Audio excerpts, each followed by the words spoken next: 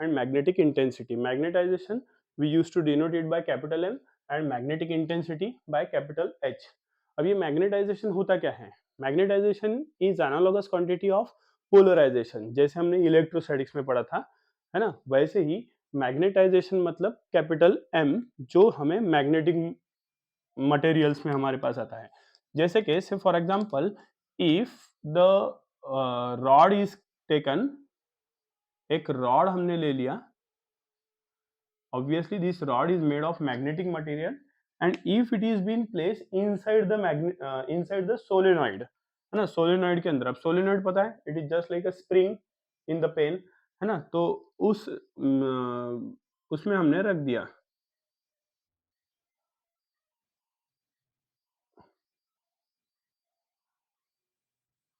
ठीक है, let us consider the current I is flowing through this solenoid, है ना, करंट जो फ्लो हो रहा है वो है I. तो यहाँ पे हम डेफिनेटली इसमें से करंट फ्लो होने की वजह से, करंट फ्लो हो रहा है मतलब इलेक्ट्रॉन्स एक जगह से दूसरी जगह पे डिस्प्लेस हो रहा है और इसके वजह से यहाँ पे क्या आ जाएगा, एक मैग्नेटिक मोमेंट प्रोड्यूस होगा जिसको हम यहाँ पे टोटल मैग्नेटिक मोमेंट मतलब M net, that is net magnetic moment हम कहते हैं. And since this is a 3 dimensional geometry, cross sectionally अगर हम देखते हैं तो ये 3 डायमेंशनल ज्योमेट्री रहेगी जिसका कोई तो भी एक वॉल्यूम रहेगा. तो मैग्नेटाइजेशन क्या बताता है, तो therefore the magnetization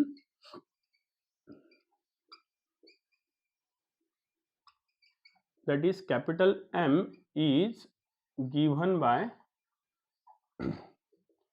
capital M is equals to होता है net magnetic moment that is M net divided by volume. तो therefore M is equals to M net upon V. This is the magnetization. I'll call this as equation number 1.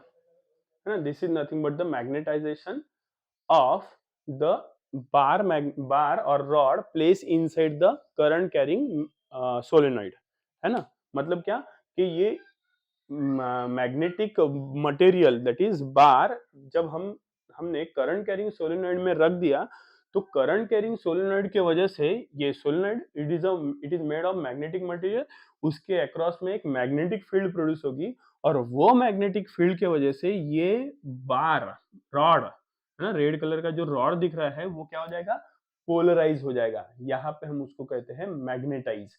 तो वो जो magnetise हो रहा है उसका magnetization is nothing but equals to the magnetic moment that is total magnetic moment net magnetic moment per unit volume it is.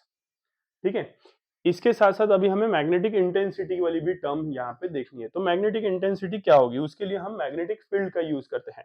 तो magnetic field क्या रहेगी, now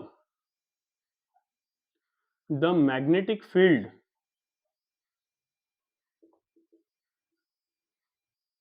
rather the total magnetic field आएगी. Total magnetic field मतलब कौन सी field, B, that is B total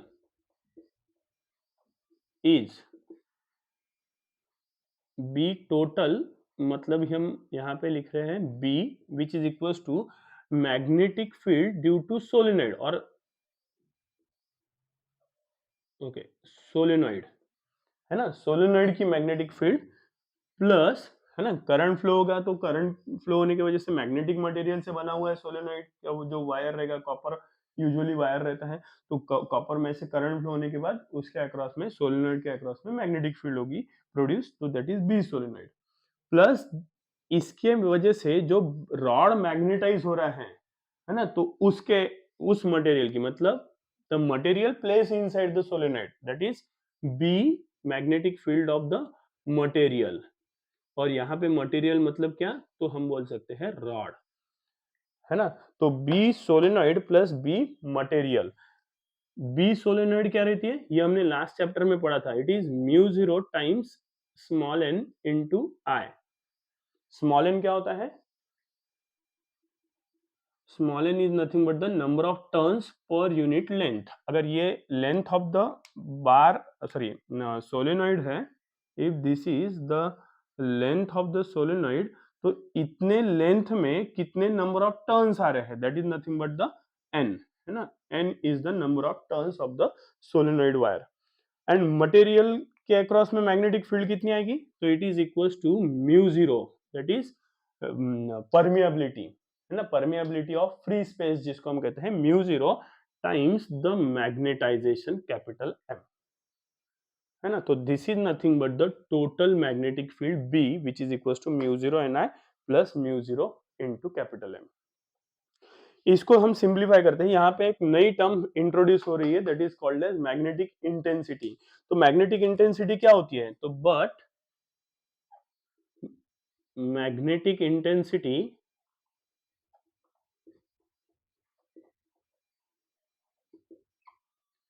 H is nothing but equals to N into I, है ना। तो ये एन आई यहाँ पे दिख रहा है ना, इसके जगह पे हम क्या रख देंगे, H रख देंगे, तो हमारा इक्वेशन क्या बनेगा, therefore B is equals to mu zero into n I के जगह पे हम रखेंगे H, तो it becomes mu zero into H plus mu zero times M, मतलब mu zero M। Mu zero common है तो B is equals to mu zero common निकाल दिया, H plus M it is. हमें मैग्नेटिक इंटेंसिटी मतलब H find out करना है, तो यहां से इस इक्वेशन से H फाइंड आउट करते हैं, ये इक्वेशन का भी हमें यूज होगा। मैं इसको इक्वेशन नंबर दे देता हूं, सो दिस इज इक्वेशन नंबर 2। यहाँ से H फाइंड आउट करते हैं, पहले B के डिनोमिनेटर में म्यू जीरो लेके आते हैं, तो it is B by mu zero is equals to H plus M।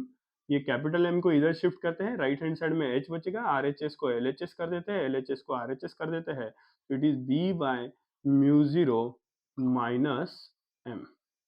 तो this is magnetic field intensity, I'll call this as equation number 3. Now if you observe this equation, तो according to the dimensional analysis, है ना, ये equation में तीन terms है, पहली है मैग्नेटिक इंटेंसिटी, दूसरी है B by magnetic field by permeability of free space that is B by mu zero, और तीसरी है एम दैट इज मैग्नेटाइजेशन। तो इस हिसाब से इक्वेशन के ये अगर इक्वेशन डायमेंशनली करेक्ट है, yes obviously it is correct, तो the magnetic the unit and dimensions of H is equals to the units and dimensions of B by mu zero and is equals to the units and dimension of M। मतलब magnetic field intensity और M that is magnetization, इनके dimensions और unit कैसे रहेंगे, same रहेंगे। बात clear है सबको, है ना। नाउ अगर इफ H इज स्मॉल, है ना, मैग्नेटिक इंटेंसिटी बहुत ज्यादा नहीं है, if H is small then magnetization ये डायरेक्टली प्रोपोर्शनल होता है किसके साथ, मैग्नेटिक इंटेंसिटी के साथ। M और H ये कहां तक के, जब तक के H मैग्नेटिक इंटेंसिटी जिसको हम मैग्नेटाइजिंग फोर्स भी कह सकते हैं, ये जब तक के बढ़ रहा है और तब तक के अगर मैग्नेटाइजेशन ये भी अगर बढ़ रहा है, मतलब डायरेक्टली प्रोपोर्शनलिटी केस में, है ना, लीनियर रीजन में ये magnetization is directly proportional to H, लेकिन ये कब तक के रहेगा, जब H is very small, when H the magnetic intensity is very small, in that case they are directly proportional। और ये डायरेक्टली प्रोपोर्शनल अगर है तो ये डायरेक्टली प्रोपोर्शनलिटी वाला साइन निकालते हैं तो इक्वल टू आएगा, और इक्वल टू के साथ एक कांस्टेंट आता है and that constant here it is nothing but Sai. कुछ लोग इसको काय भी कहते हैं, कुछ लोग उसको चाय भी कहते हैं, हम लोग उसको साई कहेंगे। तो साई इंटू H, ये इसको हम कहते हैं मैग्नेटिक ससेप्टिबिलिटी,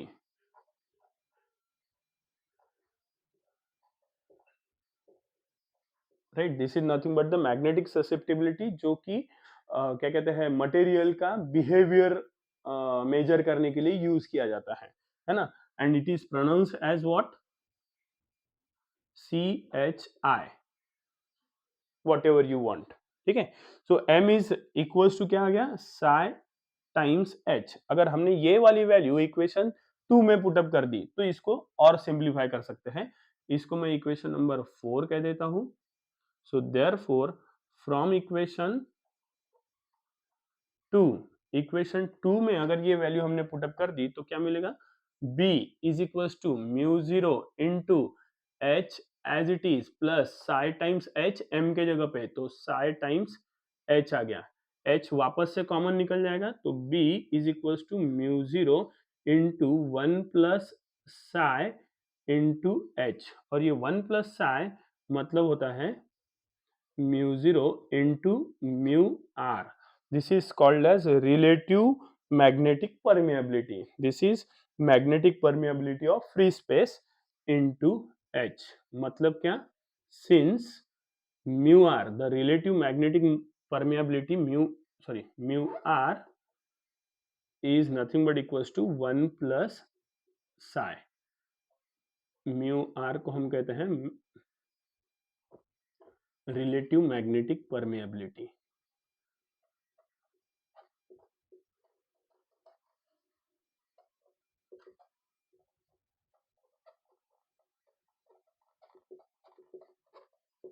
है ना, तो mu zero into mu R into H and और but mu is equals to mu zero into mu R होता है ना, B mu is equals to mu zero mu R. तो ये वाली वैल्यू अगर हमने इधर पुटअप कर दी तो this equation becomes B is equals to mu times H it is, right, where mu is nothing but the magnetic permeability। और अगर हमने उसको फाइंड आउट किया तो म्यू इज इक्वल टू क्या हो जाएगा, B by H, that is mu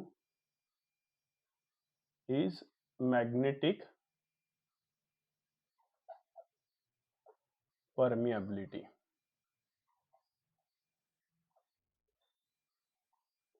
है ना, और 1 प्लस साई के जगह पे ये म्यू आर आया है तो this is relative magnetic permeability. So this is also been asked for 3 marks, right, in section C, right? So this is all about the magnetization and magnetic intensity.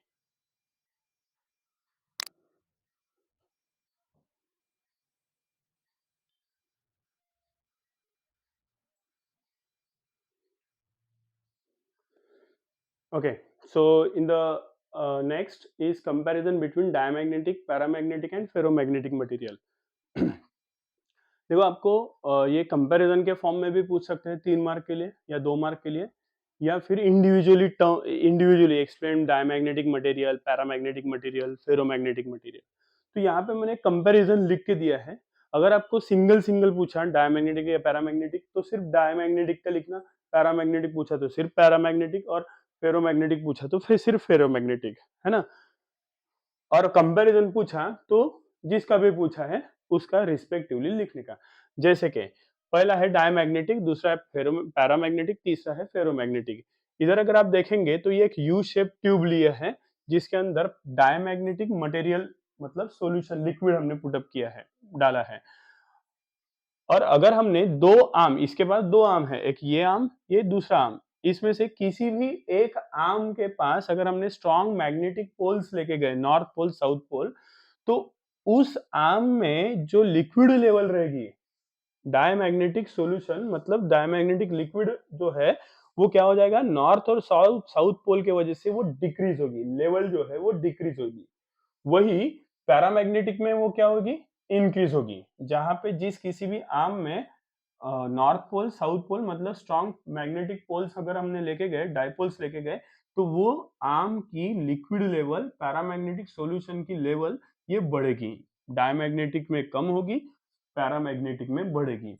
और ferromagnetic liquid solution available ही नहीं है तो no liquid is ferromagnetic, ये उसका comparison लिख दिया।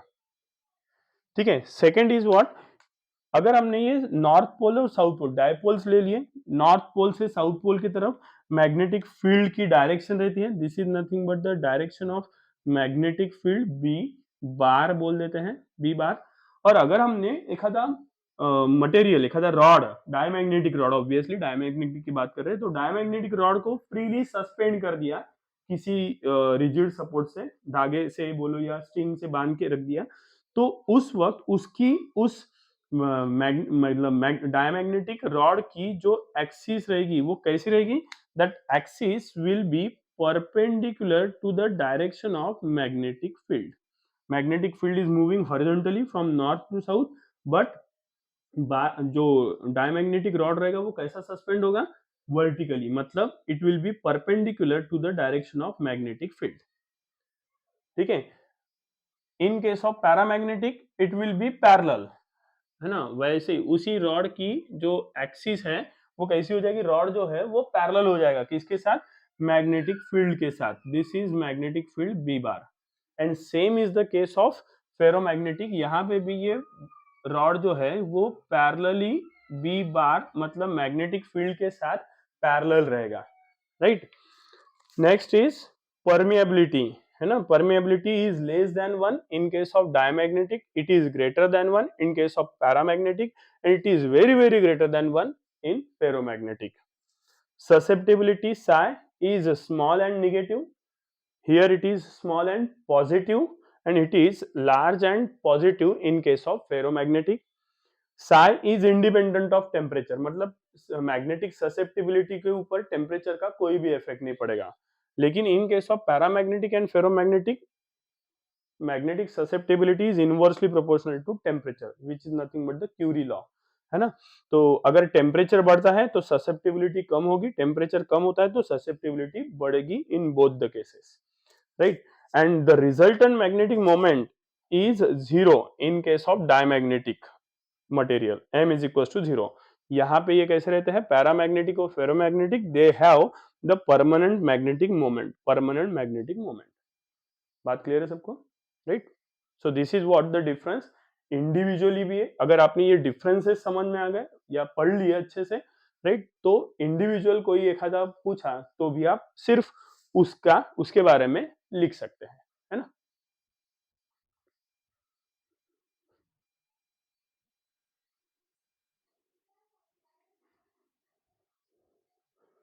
Now one more topic of this chapter, that is Curie law. क्या कहता है Curie law? Pierre Curie observed that the magnetization, right, magnetization of paramagnetic material is directly proportional to the magnetic field and is inversely proportional to temperature, right. And therefore ये proportionality sign निकालते हैं, equal to आता है और equal to के साथ एक curies constant आता है, that is C into B by T it is, right. This is the magnetization which is equals to C into B by T. We can call this as equation number 1. But this magnetic field B is equals to क्या होता है, magnetic field B is nothing but equals to psi times, sorry, mu 0 times H, और ये value यहाँ पे अगर हमने put up कर दी तो this equation becomes m magnetization is equals to C into mu 0 times H divided by capital T it is, right. ये H को लेफ्ट शिफ्ट करते हैं तो ये हो जाएगा m by H which is equals to C into mu 0 upon T, right. और ये m by H क्या होता है, psi. ये हमने पढ़ा है अभी थोड़ी देर पहले. Since psi is equals to m by h, m is equals to psi times h हमने प्रूव किया था, राइट. तो ये h को इधर भेज दिए तो psi मिलता है, तो m by h की जगह पे psi आ गया equals to C into mu 0 by capital T. This is the equation of magnetic susceptibility. You can say this as equation number 2. अब इक्वेशन 2 में क्या दिखाई दे रहा है, that psi, ये C फॉर क्यूरीज कांस्टेंट है, mu 0 is also constant, that is permeability, right. तो constant numerator में पूरा कांस्टेंट है और ये इक्वल टू है, तो कांस्टेंट और इक्वल टू को रिप्लेस करते हैं तो प्रोपोर्शनलिटी का साइन आएगा और राइट हैंड साइड में सिर्फ टेम्परेचर बचेगा जो कि डिनोमिनेटर में बचेगा, तो 1 by T it is. And this is